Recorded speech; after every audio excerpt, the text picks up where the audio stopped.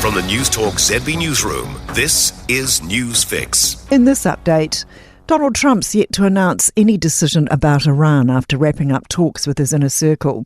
The US president suggested earlier today he'd be making a final determination about extending the ongoing ceasefire.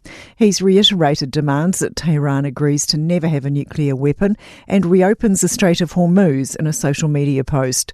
The BBC's Bern de Busman says the cabinet meeting took about 2 hours. Earlier this week, there had been sources here in Washington who had said that generally the agreement had been agreed upon and it was waiting on President Trump's final approval.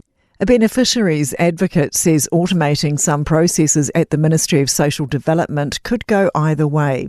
Budget legislation included a bill to implement the change, projected to save almost $226 million over 4 years. This would mean some MSD checks will be done by computers with the help of AI rather than humans. Kay Brereton says if it means better service for people, it will be fantastic. She says, however, it seems more likely it's going to create debt for people, which is very risky. The leader of ACT says he's surprised parties haven't zeroed in on the exploding cost of lines increases. The Electricity Authority estimates power bills will increase 8% on average for a second year in a row. It attributes up to 2/3 of that rise to be increasing line charges.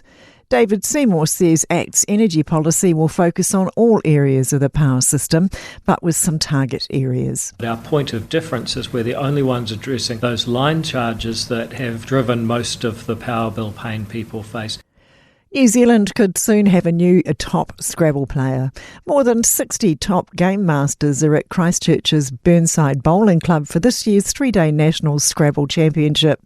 Dylan Earley is the reigning champ and currently ranked 3rd in the country. But even with more than 30 years of experience up his sleeve, he says there's some tough competition this weekend. That's news. In sport, Tim Pandemonium shows no signs of slowing down. The all-white defender's Instagram following has exploded to more than 1.8 million after being singled out as the least known player heading into the upcoming World Cup. Payne is adamant the newfound fame won't affect his tournament, but he still thinks the attention is strange. Trying to embrace it all. I think it's hard. I'm trying to process it all at the same time and have a bit of a laugh and a bit of banter with it. I think it's come from a cool place in terms of how positive it's been. So, yeah. Manly's interim coach Kieran Foran believes the NRL still hasn't nailed the 6 again rule, and he's mystified by how referees determine if a penalty or repeat set is implemented. The great Novak Djokovic reckons his French Open conqueror João Fonseca could very well be the next big thing in tennis. That's sport. I'm Sandy Hodge. For more news, listen to Newstalk ZB on the free iHeart app.